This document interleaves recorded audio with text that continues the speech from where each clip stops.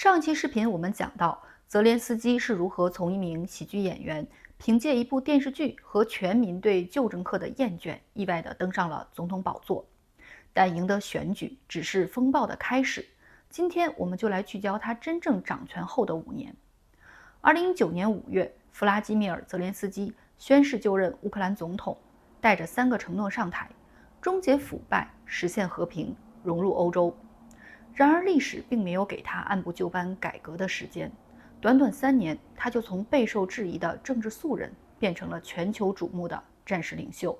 那么，他究竟做了些什么？哪些成功了？哪些失败了？又付出了怎样的代价？如果你也喜欢我的视频，别忘了点赞、订阅并打开小铃铛。2019年，当泽连斯基上台时，乌克兰在透明国际全球清廉指数中排名第126位，民众对政客的信任跌至谷底。当时的他承诺不再让寡头躲在法律背后偷走国家。起初，他确实带来了一线希望，但5年过去了，这场反腐之战却走向了令人始料未及的方向。上任初期，泽连斯基政府快速推进了3项关键改革。第一，成立高级反腐败法院，专门审理部长级及以上官员的贪腐案，法官由国际专家参与遴选，确保独立性。截至2022年，该法院已经审理超过300起高官贪腐案件，定罪率超70%。第二，全面推广电子招标系统 ProZorro， 所有的政府采购必须在线公开竞价，任何人都可以查看流程。世界银行评估，该系统每年将会为国家节省8到12亿美元，成为全球数字治理的典范。第三，强化国家反腐败局与反腐败专门检察院，赋予其独立于总检察长的调查与起诉权。这些举措获得了 IMF 和欧盟的高度评价，但很快现实撞上了权力铁壁。首先就是克罗莫伊斯基难题。伊戈尔·克罗莫伊斯基是谁？他是乌克兰著名的寡头银行家，在1990年代苏联解体后的私有化浪潮中迅速积累财富，成为乌克兰最富有的人之一。他是1+1电视台的实际控制人，也是人民公仆播出平台的老板。而西方普遍认为他是泽连斯基早期崛起的关键推手。2016年，克罗莫伊斯基旗下的私有银行 Privat Bank 因资不抵债被国有化，损失超过50亿美元。泽连斯基上台之后，虽然没有直接归还其资产，但是其2022年推动了立法，允许部分股东向政府索赔。这一举动被视为是泽连斯基反腐过程的倒退，并一度被 IMF 暂停贷款。此后，泽连斯基的多位亲信接连卷入丑闻。2021年，副总理被查受贿；2023年，征兵系统被爆出大规模的贿赂，而且多人与总统办公室关系密切。面对压力，泽连斯基开始放缓了反腐节奏，多次拖延反腐败专门检察院检察官的任命。这一举动也被批架空反腐体系。而真正的转折发生在2024年底至2025年初。当时，国家反腐败局正在调查多名执政党议员及政府高官，包括泽连斯基的盟友。作为回应，泽连斯基主导议会通过了一项紧急法案，将原本独立的国家反腐败局置于总检察长直接管辖之下，而总检察长由总统本人任命。而更讽刺的是，这个法案从提出到委员会审议、议会投票、总统签署的全过程，仅仅用了10个小时就全部完成。而投票支持的263名议员中，至少有17人正在被反腐败局调查。反对者称这是立法闪电战，目的是为了保护自己人。而这一举动也立即引爆了全国的抗议。数千人走上基辅、利沃夫的街头，高呼泽连斯基是乌克兰的耻辱。连昔日的盟友基辅市长克里琴科也加入示威。为此，西方罕见的集体发声。G7大使发表联合声明，深表关切。而欧盟宣布冻结17亿美元的援助，这一金额占最新援助计划的1/3。欧盟经济合作与发展组织反腐败部门致信泽连斯基办公室，发出警告，这将严重损害入盟前景。迫于压力，泽连斯基在数日之后宣布听取民意，提交了新的法案，恢复了机构的独立性。但是信任已受损。根据民调显示，超过60%的民众认为他为保权力牺牲民主。截至2025年中，这一局势呢仍然没有完全逆转。虽然名义上国家反腐败局和反腐败专门检察院恢复了独立，但关键的人事任命仍然受总统的影响，高级别案件的调查明显放缓。2024年后，没有一起现任部长被成功起诉。来自民间反腐组织的报告称，举报人遭受报复、调查被干预这一类案件呢激增。曾经被视为2014年革命成果的独立反腐体系，如今已摇摇欲坠。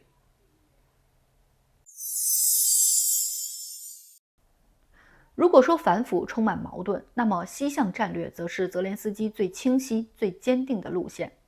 2019年，泽连斯基在就职演讲中就说，乌克兰的明天不在莫斯科，而在布鲁塞尔。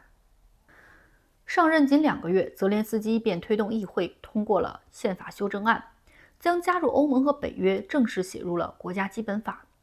这意味着无论谁执政，西向都是不可逆的国策。这一举动彻底终结了乌克兰过去30年在东西方之间摇摆的外交传统。此后，乌克兰更是以惊人的速度脱俄入欧。政治上，2022年2月提交了入盟申请，6月便获得了候选国地位。2023年12月启动正式谈判，这一进度远超格鲁吉亚和摩尔多瓦。在经济上，全面实施欧盟乌克兰自由贸易协定，取消了98%的商品关税，并且接入欧盟单一数字市场，公民可以跨境使用电子身份、医疗记录和学历认证。在能源方面，乌克兰电网脱离了俄罗斯统一电力系统，接入了欧洲大陆电网。农业标准全面对标欧盟。虽然这一举动导致了部分小农破产，但却打开了高端出口市场。而安全上，军队全面采用北约标准，从战术术语到后勤编码，彻底告别了苏式体系。但这场转向是以彻底激怒俄罗斯为代价的。2021年，普京发表万字长文，称现代乌克兰是西方的反俄项目。2022年，俄乌战争全面爆发，直接理由之一就是阻止北约东扩。从此，乌克兰再无中间道路，要么彻底倒向西方，要么被吞并。而泽连斯基选择了前者。竞选时结束战争是最打动选民的承诺。上任之后，他也迅速释放善意，试图通过推动斯坦尼斯拉夫·奥列修克法案来给予顿巴斯地区特殊的自治地位，并且于2019年12月在巴黎与普京举行了峰会，达成了新的停火协议。但是和平并未降临。俄罗斯坚持要求乌克兰先宪法承认顿巴斯的独立实体地位，再谈撤军。而乌克兰国内的民族主义团体激烈的反对向分离主义妥协，结果停火屡破。2020到2021年，东部仍然持续交火。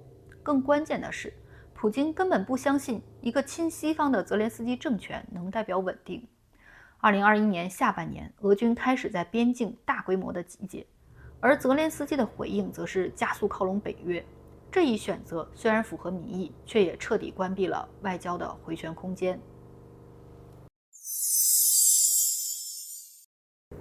Мною принято решение о проведении специальной военной операции.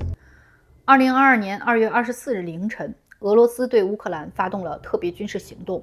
普京宣称目标是去军事化、去纳粹化，但是真实意图早已写在了2021年那篇万字长文中。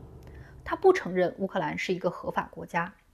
战争的初期，俄军3路突进，直扑基辅。西方的情报预测72小时内政权更迭。但是泽连斯基选择留下，在以美国为首的西方世界的武器及情报支持下，乌军在基辅、哈尔科夫、赫尔松打出惊人反击。到2022年底，俄军被迫撤出了北部和西部，战争转入消耗战。战争前3年，美国是乌克兰最坚定的支持者。拜登政府的战略非常的清晰，用乌克兰来消耗俄罗斯，但同时呢，避免美军直接参战。早在2022年初，美方呢就向全球媒体披露了俄方集结的情报，打破了俄方突袭的优势。Reason to believe the Russian forces are planning to and intend to attack Ukraine in the coming week. The coming days. We believe that they will target Ukraine's capital, Kyiv, a city of 2.8 million innocent people. 开战之后，更是提供了近乎实时的战场情报，包括俄军指挥所的坐标和后勤路线。同时，还为乌克兰提供了标枪、毒刺、海马斯火箭炮，帮助其打反击战，并提供了 ARCAMS 远程导弹，以帮助其打击俄后方的机场及后勤枢纽。另外，美国还授权盟友向乌克兰提供 F-16战机。拜登甚至亲自游说欧洲，推动成立乌克兰防务联络小组，协调50国军事援助。到2024年底，美国对乌克兰的援助总额达660亿美元，占西方总军援的50%。美国视乌克兰为低成本、高回报的战略杠杆，想通过几百亿拖垮一个核大国。也正是由于这一背景，国际社会发起的多次调停努力全都无果而终。2022年3月的伊斯坦布尔谈判，乌方提出中立国地位，接受安全保障，暂不加入北约，而俄方则要求乌承认克里米亚及乌东4州属俄。2023年6月，中国发布了政治解决乌克兰危机立场的文件，提出尊重主权、停火止战、启动和谈，但是俄乌双方均未接受。2024年6月，瑞士全球和平峰会，泽连斯基再提1991年边界和战争罪审判，俄国外长拉夫罗夫回应做梦。但2024年11月，特朗普赢得了大选，政策急转。竞选期间，他就曾夸口说要在上台之后72小时内结束俄乌战争。But I want to stop the war. I don't want that war to continue. And I'll stop that war, mark my words, I'll stop that war in 24 hours. But we're in a position. 2025年1月20日就职之后，特朗普团队迅速行动，先是冻结了新的军援拨款，理由是欧洲富裕应该自己出钱，并且要求泽连斯基接受现实和平，即承认部分领土的损失，换取停火。2025年10月，白宫向基辅提交了一份秘密文件《美乌联合和平框架19点版》，核心内容包括双方立即停火，沿当前战线建立非军事区。乌克兰承诺10年之内不申请加入北约，成立由美、俄、乌、欧盟组成的安全担保机制。但值得注意的是，19条对领土仅提到了通过对话解决领土争议，而回避了克里米亚及乌东4州的主权归属问题。对乌克兰的安全保障中也没有具体的军援承诺。知情人士透露，这是为了换取俄罗斯原则上同意接触而做的妥协。泽连斯基起初是拒绝签字的，但是在11月初，美国突然就暂停了当月的18亿美元的军事援助款，并且放风，如果11月27日之前不签，2026年的援助将归零。面对压力，泽连斯基在截止日当天签署了19点方案，但同步发布了3项保留声明。本文件不构成对任何领土主张的放弃，和平进程必须以1991年边界为基础，任何安全安排不得损害乌克兰未来加入北约的权利。这等于说是签了字但不认输。而美方对此并没有公开反驳，仅称这是迈向对话的第一步。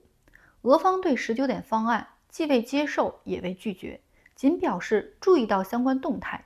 但据俄媒《生意人报》披露，俄方谈判团队内部评估认为，美方已默认俄对乌东4州的控制权，这是重大的战略胜利。截至2025年12月初，美乌已在日内瓦、佛罗里达举行了3轮闭门会谈，讨论战俘的交换、人道走廊等技术议题，但是所有涉及领土、主权、安全保障的核心议题均被搁置。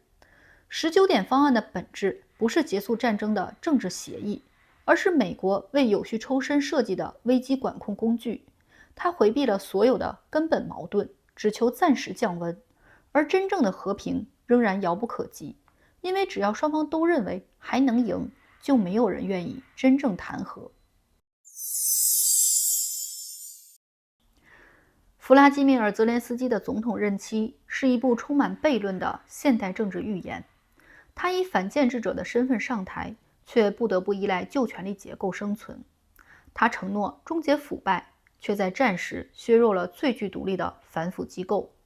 他渴望实现和平，却带领国家走向了史上最惨烈的战争。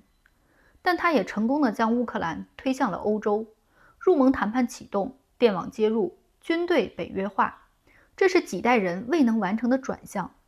但他也付出了巨大的代价，百万人流离失所，城市变为废墟，青年一代在炮火中成长。他也曾被奉为民主希望，却在2024年推迟选举，集中权力，让战时合法性模糊了民主边界。历史不会简单的评判他是成功还是失败，因为他的故事从来都不是他一个人的故事，而是一个夹在帝国之间的国家在破碎的秩序中寻找尊严的挣扎。泽连斯基或许无法决定战争何时结束，但是他却帮助乌克兰回答了一个更根本的问题：我们是谁？我们要成为谁？答案写在每一个拒绝逃亡的平民眼中，写在每一架飞向敌阵的 F-16航机里，也写在那面即使残破却依然飘扬的蓝黄旗帜之上。无论未来如何，这个国家已经不再是2019年那个迷茫的乌克兰，而这一切发生在一个喜剧演员成为总统之后。感谢收看本期视频，如果你也喜欢我的视频，别忘了点赞加订阅，我们下期视频见。